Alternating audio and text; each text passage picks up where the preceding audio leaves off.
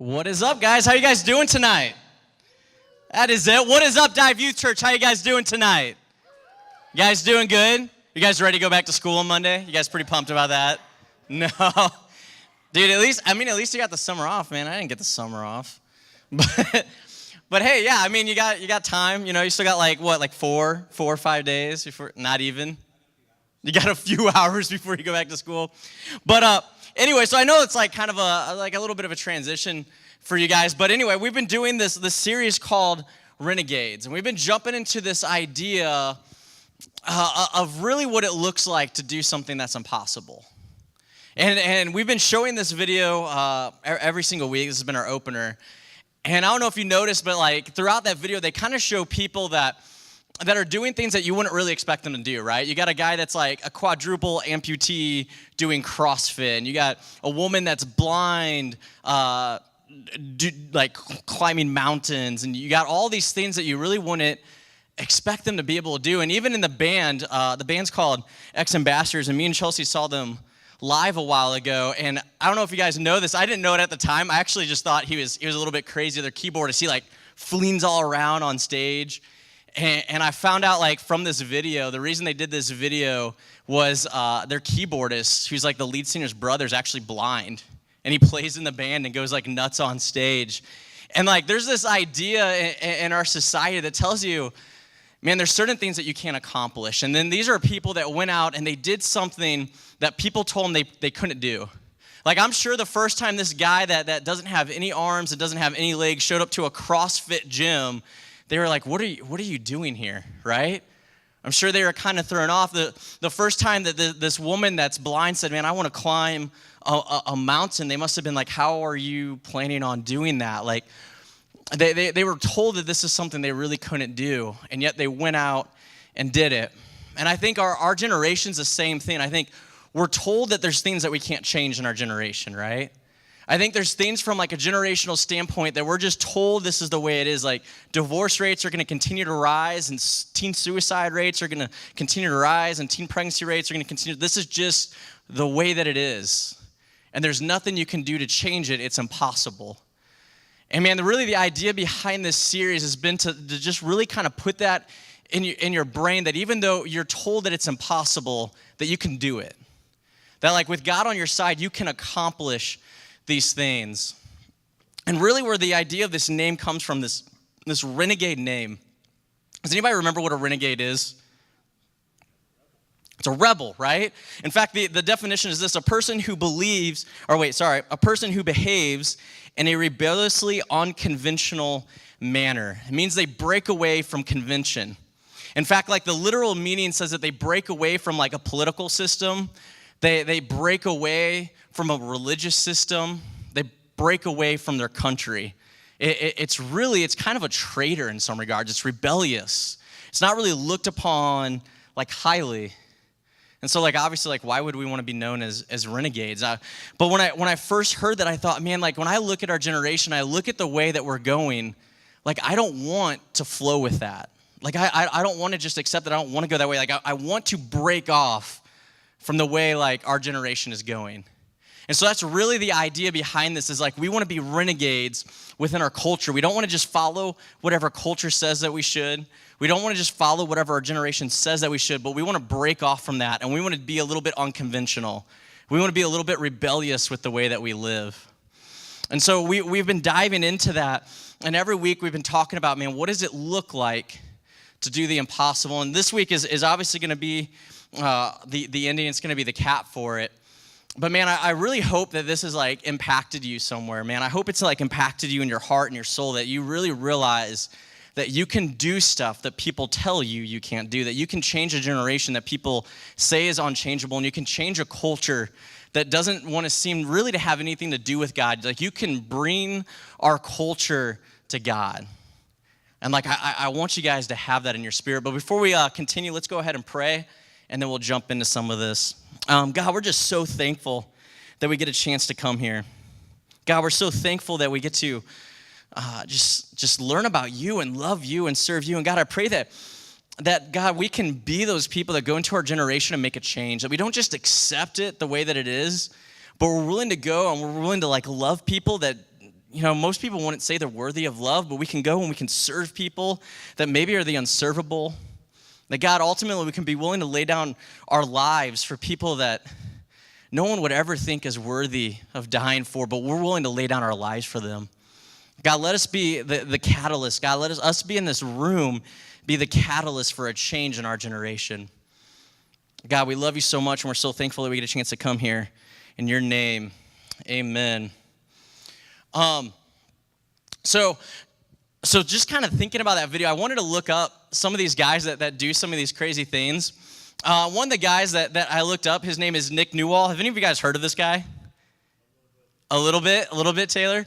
So this guy is he's an MMA fighter that has an amputated arm. And he went into Extreme Fighting Championships. He ended up going 12-1. He was the lightweight champion for a while, and he's only got one arm. And so I wanted to show you guys a little bit of his story. Can we go ahead and play that first video, Cameron? I'm a wrestler first. That's where I started. Since the first day I walked onto a mat, freshman year in high school, there's many different disciplines that you have to learn in MMA to be successful. Nowadays, everyone's good at everything, and I take a lot of pride in the fact that I'm a pretty well-rounded fighter. I remember that when it got to the point where people started to know who you were and it got serious, like, are we gonna do this? Is this what you're gonna do? Yeah. And we sat down and we said, what? Give it a shot. You only have one chance. You're never gonna get this chance again. My mom's been my biggest fan and my biggest supporter. And I always wanted him not to limit himself to what other people thought he was capable of. So this guy, I mean, I was watching a lot of videos from him, and it was crazy the way he talked. Because, he has this idea that it's not about, him becoming popular or famous. He's like, man, I just want to show people that they can do it. He's like, I was told from the very beginning that I couldn't do it. And he talks about how hard it was to even get fights. Because guys didn't want to fight him. Guys wanted to drop out of the fights with him because they felt like it was kind of a lose-lose. If you go and you fight this guy and you win, then you beat a one-arm guy, and if you lose, then you lost to a one-arm guy. So they felt like it was a lose-lose situation for him, and I can understand that to a degree. When I was in junior high, on the wrestling team in junior high, there was we didn't have obviously enough girls that wanted to wrestle to have a girls wrestling team, so a girl joined us, and I remember nobody, literally nobody wanted to wrestle her because it was if you beat her, then you beat a girl, and that's kind of weird as a guy, And then if you lose, then you lost to a girl, which was also kind of weird as a guy. And so it was always kind of this interesting thing, And I used to always think it was so funny, whenever any of you guys in here wrestlers, few, or been to a wrestling match. So how whenever they have the next two come up, they always stand next to each other, getting ready to go. Yeah, okay.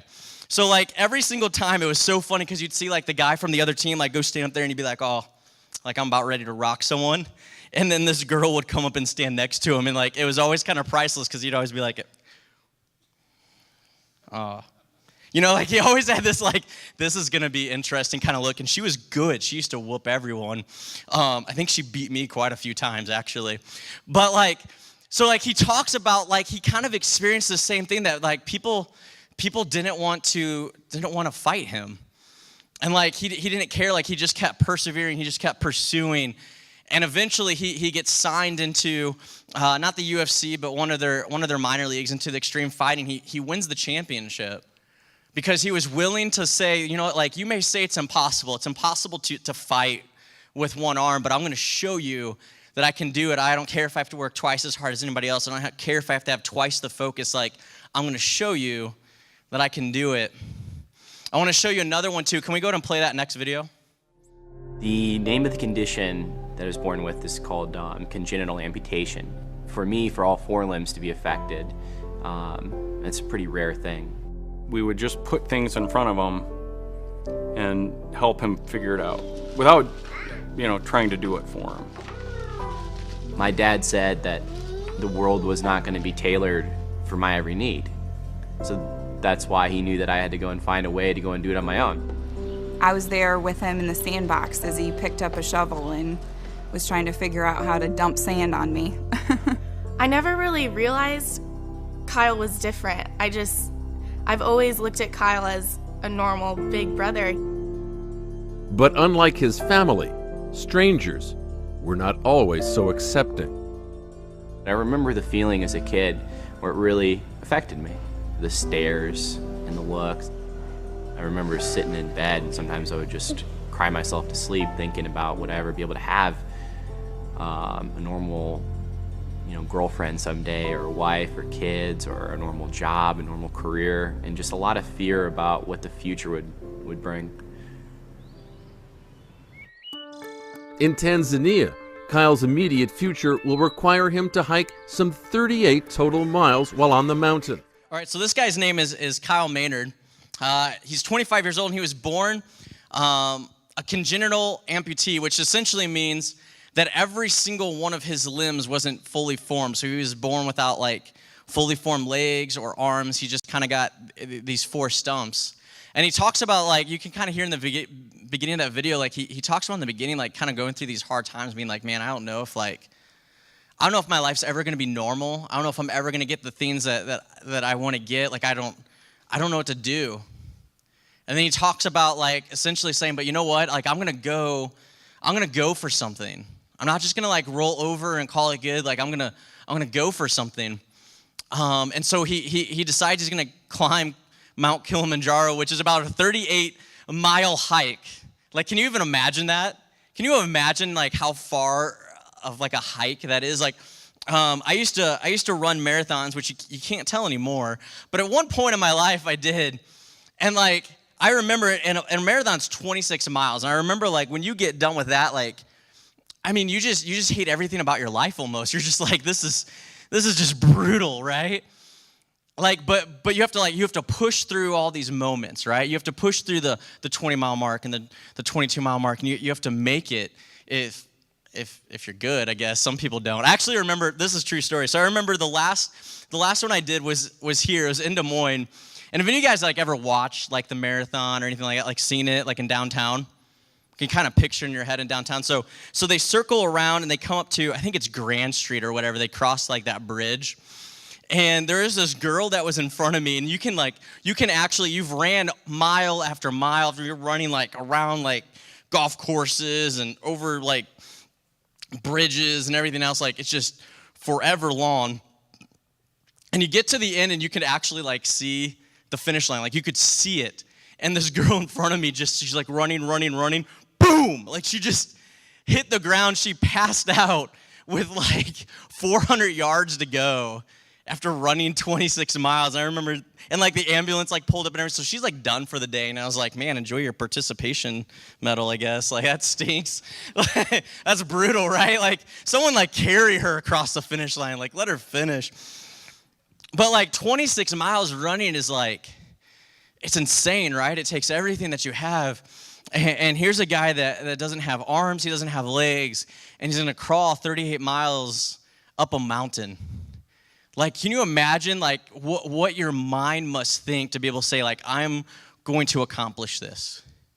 I imagine even his family, his friends, people that are rooting for him, when he tells them I'm going to climb Mount Kilimanjaro, what do you think their reaction was?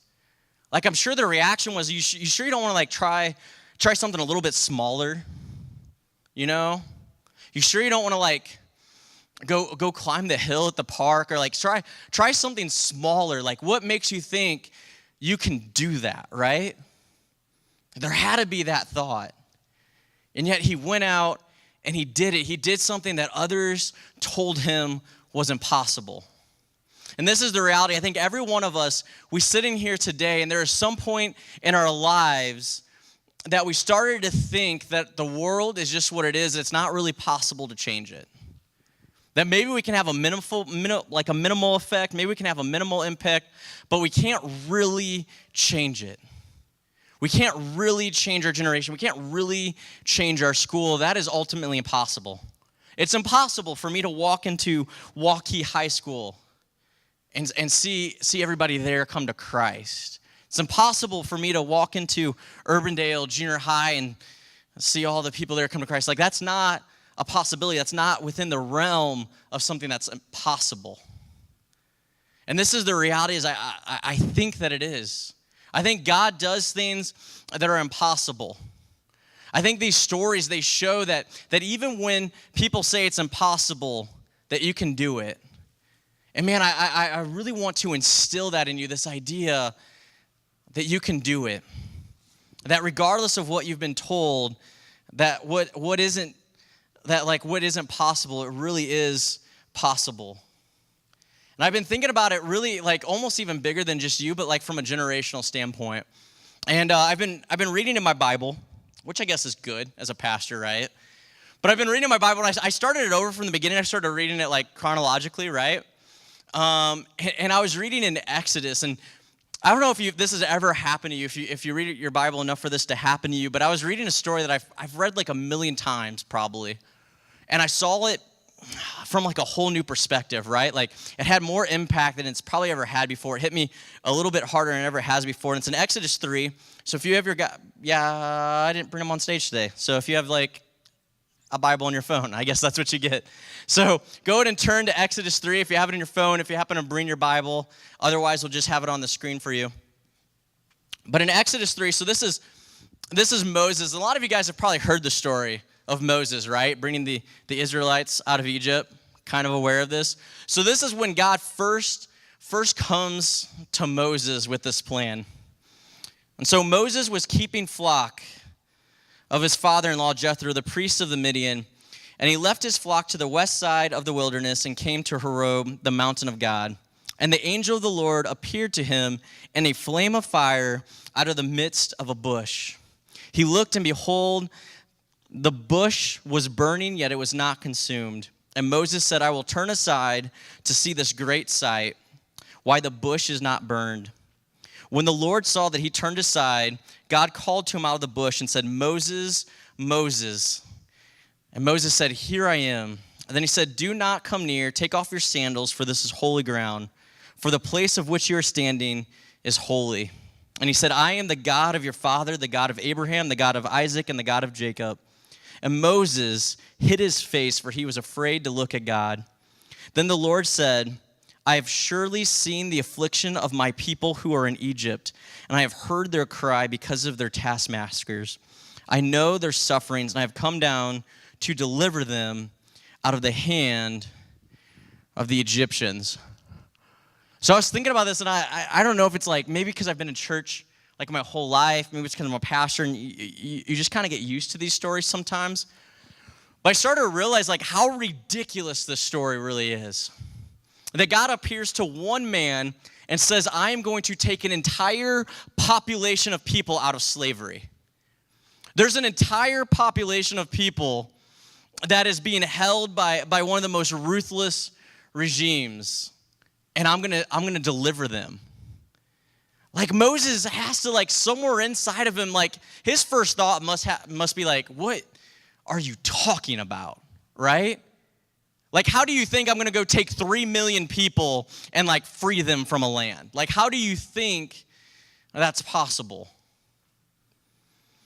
And, man, I cannot get past it that God looked at him and said, I'm going to free an entire population out of oppression. I'm going to take an entire population out of slavery. And, like, you think about that story and some of the context there, they were slaves for 450 years in Egypt.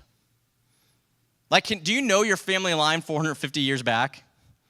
No, right? Like most of us don't. So as long as you know, you've been a slave. Every generation before you has been a slave to these people. That's all you've known. You haven't known anything else. You haven't taught anything else. You haven't believed anything else. Every single day, your whole worth is dependent on how many bricks you make. And if you don't make enough bricks, they're going to do things. They might kill you. They might like start whipping you. They might do whatever, but your whole worth is based on how many bricks that you make.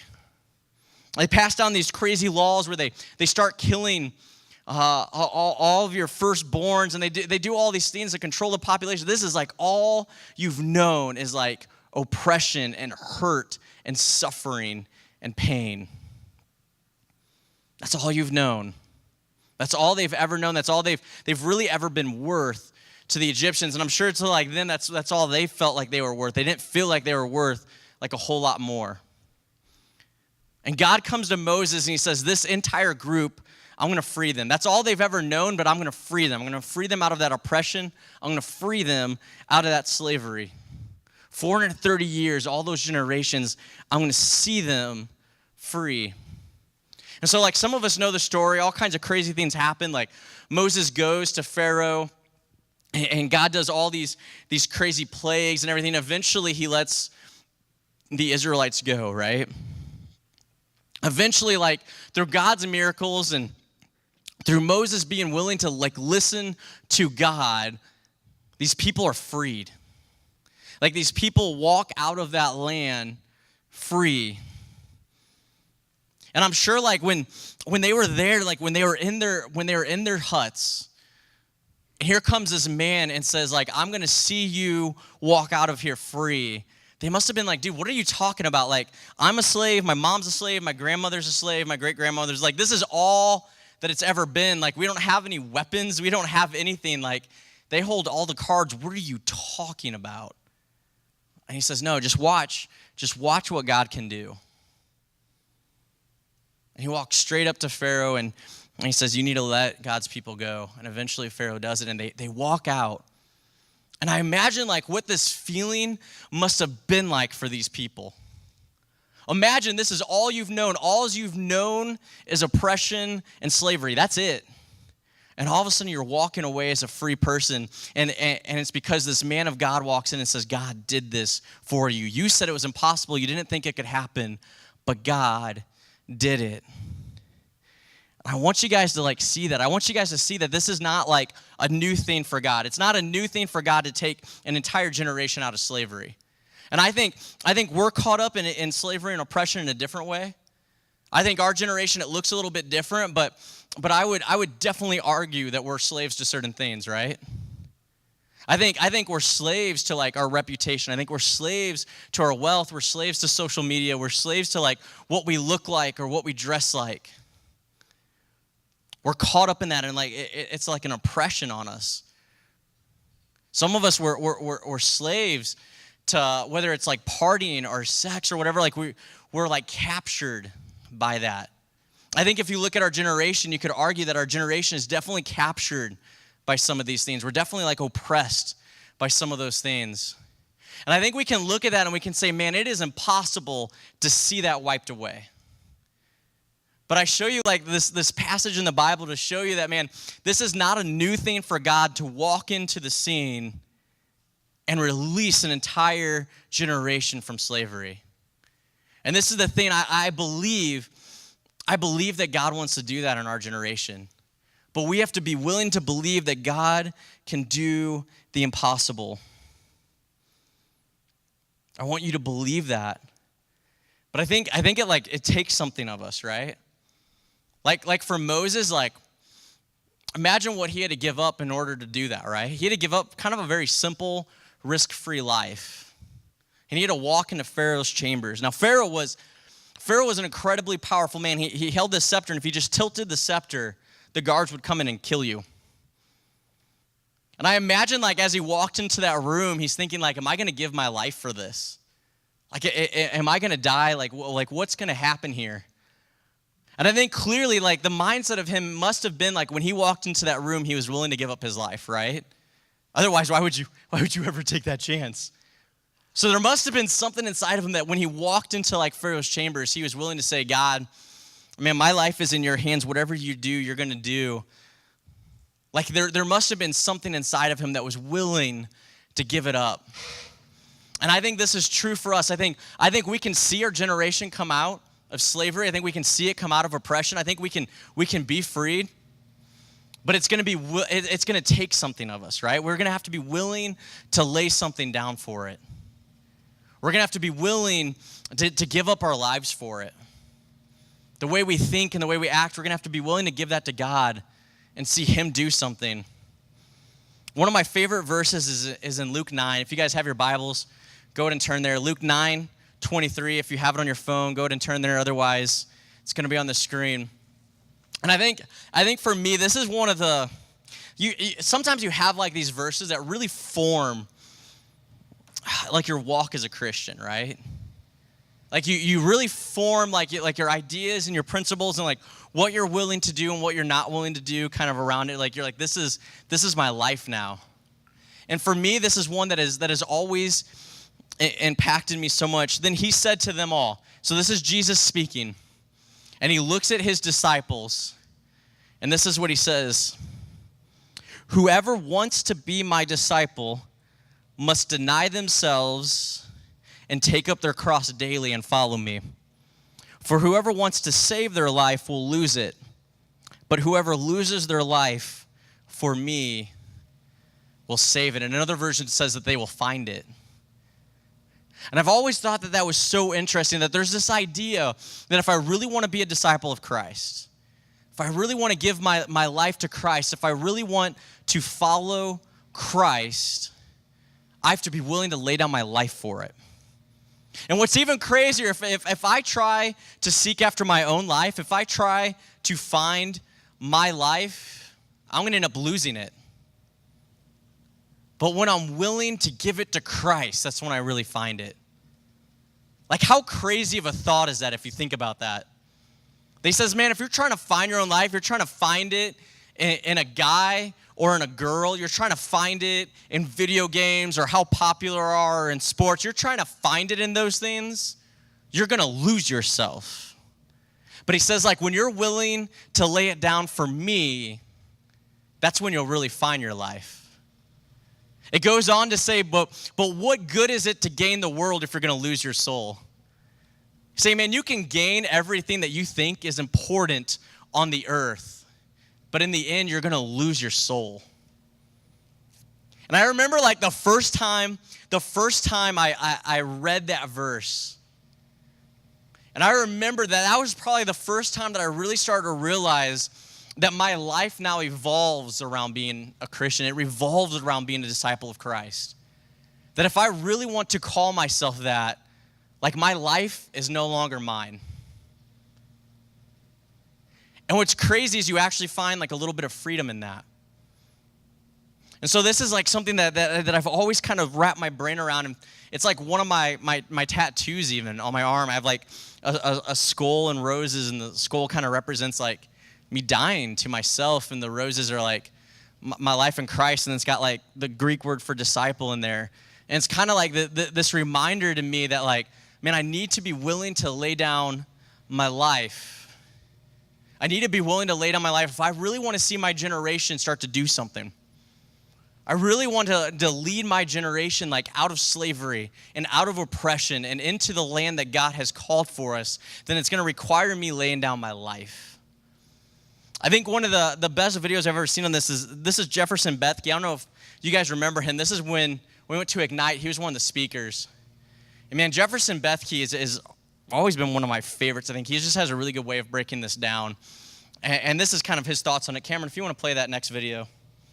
While I was in college, it didn't really matter who I talked to about Jesus. Almost everyone seemed pretty open or pretty okay with, chatting about his grace, his forgiveness, and his love. But I remember almost everyone, like clockwork, would start to get upset and kind of have this righteous anger whenever I would bring up those passages where Jesus asks for everything. He says, you need to give up your life. You need to die to self. You need to love me more than your mom and your dad. And there was almost kind of this how dare he attitude that would boil up when I would chat with people about that. And I remember perfectly I would understand it and say that totally makes sense. But the more I thought about it, I started to realize, how come he's the only one we get mad at that asks that, right? We're perfectly fine with everything else in our life, asking everything from us and asking us to sacrifice for. It's like, how many marriages have we seen where the father is totally willing to give up everything? The relationship with the kids, the relationship with the wife, maybe his friends at church, because he wants to have an adulterous relationship. Or how many 16-year-old teenage girls do we know who are willing to sacrifice their bodies, their minds, their emotions, their friends for a boyfriend? How many people do we know that are willing to sacrifice everything on the altar of their job? And so the truth that I started to realize is, it's not that we should get mad at Jesus for asking everything from us. It's actually that everything does that. there's one thing in every single one of our lives that demands everything from us. It says, I want all of you. And what's unique is that it's not that Jesus is unique in asking everything for us, but Jesus is unique in that he actually gives up everything for us first. Jesus is the only one out of lust, anger, adultery, relationships, reputation, power, sex. He's the only one out of all those things that actually says, I'm going to give you everything I have to compel you to give everything up for me. See, the truth is, all those other things slap a spiked leash on us and drag us around the corridors of life, forcing us as a slave to do what they say. And they always overpromise and underdeliver. But Jesus says, I'm only demanding your life because I gave you my life. I'm only demanding your obedience because I served you first. And when you understand that, when you see that the cross is the ultimate compelling love pulling you in, you realize that he's better than every single thing you've been pursuing in this life. Yeah, so think about that. Like, how crazy is it? Like, everything that you're bombarded with in our culture, it really asks everything of you anyway, right? It's going to ask everything that you have anyway. And I'm going to go ahead and bring Malia and Chris up, and they're going to get ready to do our last worship song. But I want you to think about that. I want you to think about, like, what are the things in your life that you've said, man, I am willing to give my life to. I'm willing to give my thoughts and my action and my heart to. And I want you to think about whatever that is, what it's done for you. Because I think he says it so beautifully when he says, look, this is the deal. Christ asks everything of you. He says, give me your life, give me your hearts, give me everything that you have. Be willing to lay it down at my feet. But he's the only thing out there that can say, I did it first. Christ is the only one that can say, man, I can completely fulfill you. Man, you can give your life to things. You can give your life to lust, and you can be consumed by it. It can control you, and it can control your actions. It can control your thoughts. It can control the life pattern of you. But all it'll do is it'll suck you dry. It's not going to give you anything back. You can give your life to your reputation. You can work to try and make sure that people like you or think that you're funny or whatever it is. But it's not something that's going to last. It's not something that's willing to give its life back to you. And Christ says, man, I want your life. I want you to lay it down at my feet. I want you to trust me to guide you for the rest of your life. But I'm only asking you to do that because I gave you mine first. And then there's this crazy thing that happens. He says, man, when you're willing to do that, that's when you really find it. That's when you really find what this life is all about and what it really looks like. And I think that's when we really start to go in and we start to see oppression fall away in our generation. We start to see slavery to things fall away in our generation because we're willing to lay down our life for it. We're willing to be those examples. And so I challenge you as we end this series, Renegades, man, I challenge you to be a renegade in your generation. Be willing to do it different than everybody else does it. Be willing to talk different than others do. Be willing to act different than others do. Be willing to love and serve when others don't. Be willing to give your life to Christ. And man, I believe that when you do, I believe that we'll begin to walk our generation out of slavery. But in order to do that, you can't just look like everybody else. You can't just conform like everybody else. You have to be willing to be a renegade. And I know that it's not easy. I know it's difficult to go into high school. It's difficult to go into junior high. And be willing to be a rebel against what is considered the norm. But I think something beautiful happens when we do. I think when we're willing, like Moses, as he walks into Pharaoh's chambers, and we're willing to say, man, I will take the risk of dying for this. I will put everything on the line. I think God shows up with a miracle, man. Do you guys believe that? Like, is that something that like you think in your heart? You're like, man, I wonder if like that's actually possible. I wonder if that can really happen. I'm gonna pray real quick, and man, I challenge you like as your head is bowed, I challenge in your heart to like kind of release that stuff, whatever things you've given your life to, whatever desires or whatever it is that you've given your life to, I challenge you to just release that and begin to give your life to Christ. Not partly in, not halfway in, but you really give it to Christ. You don't live like one life in the culture and like one life in the church, but like you really are a renegade. You really are willing to be different. God, we are so blessed that we get a chance to come here. God, we're so humbled by what you did for us, that you were willing to go to the cross, that you were willing to die for us. And God, I pray that we can be a people that are willing to die for you in return. That God, we're willing to die to ourselves, we're willing to die to our reputations, to what we think is important in life, to what we desire in life, and we're willing to lay that down at your feet so that we can truly live.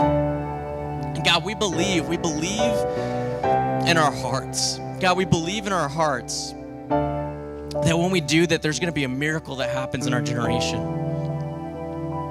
God, we believe that we're going to see a change in our generation. We're going to see those chains broken. So God, whatever we have in our hearts right now that we have given away and we have not given to you, God, I pray that that's broken and that's released. God, I pray as we sit here right now, as we sit here in our seat, that there's something that overcomes us that says, man, I want to give my life to you 100%. God, I pray that we lay down our lives to you right now.